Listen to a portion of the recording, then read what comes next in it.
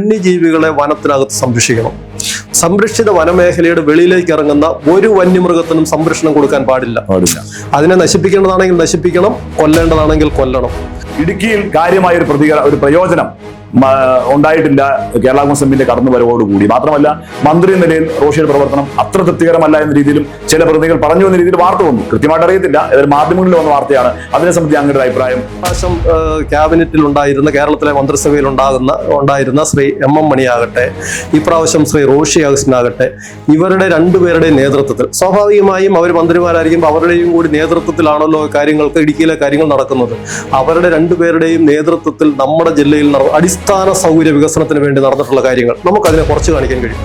നിരവധിയായ കാര്യങ്ങൾ അടിസ്ഥാന സൗകര്യ വികസനവുമായി ബന്ധപ്പെട്ട് നല്ല രീതിയിലുള്ള ഇടപെടൽ ബഡ്ജറ്റിൽ ഉണ്ടായിട്ടുണ്ട്. അടിസ്ഥാന സൗകര്യവുമായി ബന്ധപ്പെട്ട് ടൂറിസം മേഖലയുമായി ബന്ധപ്പെട്ട് നല്ല ഇടപെടലുകൾ ഉണ്ടായിട്ടുണ്ട്. പക്ഷേ കൃഷിക്കാരെ സംബന്ധിച്ചിടത്തോളം കാർഷിക മേഖലയുമായി ബന്ധപ്പെട്ട് അവർ പ്രതീക്ഷിക്കുന്നത് അവരുടെ വായ്പ എഴുതി തള്ളുന്ന കാര്യങ്ങൾ, അതുപോലെ തന്നെ മൊറട്ടോറിയം കിട്ടുന്ന കാര്യങ്ങൾ, കൃഷിക്കാരെ സംബന്ധിച്ചിടത്തോളം അതുപോലെ തന്നെ അതാണ് കൂടുതൽ പ്രതീക്ഷിക്കുന്നത്. പക്ഷേ ആ ഒരു നിലയിലേക്ക് ബഡ്ജറ്റിൽ കൃഷിക്കാർക്ക് നേരിട്ട് എന്ന് പറഞ്ഞാൽ അവരുടെ ഒരു കുടിശ്ശിക വായ്പയുമായി ബന്ധപ്പെട്ടുള്ള ഒരു കാര്യങ്ങൾക്കകത്തൊരു ഇടപെടൽ ബഡ്ജറ്റിൽ ഉണ്ടായിട്ടില്ല.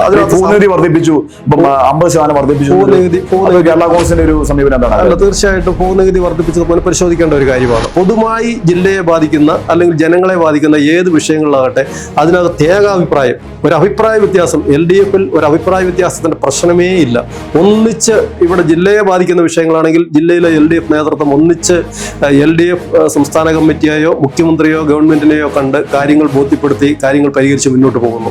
അതിനകത്ത് എല്ലാവരും ഏകകണ്ഠമായി ഒറ്റ മനസ്സോടുകൂടി ഈ കാര്യത്തിനകത്ത് തീരുമാനിക്കുന്നു. എടുക്കുന്ന തീരുമാനങ്ങൾ, നിലപാടുകൾ അത് ജനങ്ങൾക്ക് പ്രയോജനകരമായിട്ടുള്ള കാര്യങ്ങളാണെങ്കിൽ ആ കാര്യത്തിനകത്ത് ഒറ്റക്കെട്ടായി നിൽക്കുന്നു എന്നുള്ളത് ഒരു ചെറിയ കാര്യമല്ല. കേരള കോൺഗ്രസിനെ സംബന്ധിച്ചിടത്തോളം കേരള കോൺഗ്രസുമായിട്ട് യാതൊരു അഭിപ്രായ വ്യത്യാസമില്ല. മന്ത്രി എന്നുള്ള നിലയ്ക്ക് റോഷി അഗസ്റ്റിന്റെ പ്രവർത്തനങ്ങളുമായി ബന്ധപ്പെട്ട് യാതൊരു രീതിയിലുള്ള അഭിപ്രായ വ്യത്യാസങ്ങളുമില്ല. പൂർണ്ണമായും റോഷി അഗസ്റ്റിനുമായും കേരള കോൺഗ്രസ് പാർട്ടിയുമായി സഹകരിച്ച് ഒരു മുന്നണി ഒന്നിച്ച് ഒറ്റക്കെട്ടായിട്ട് മുന്നോട്ട് പോകുന്നു എന്നുള്ളത് കേരള കോൺഗ്രസിനെ സംബന്ധിച്ചിടത്തോളം ഏറെ സന്തോഷകരമായിട്ടുള്ള കാര്യമാണ്.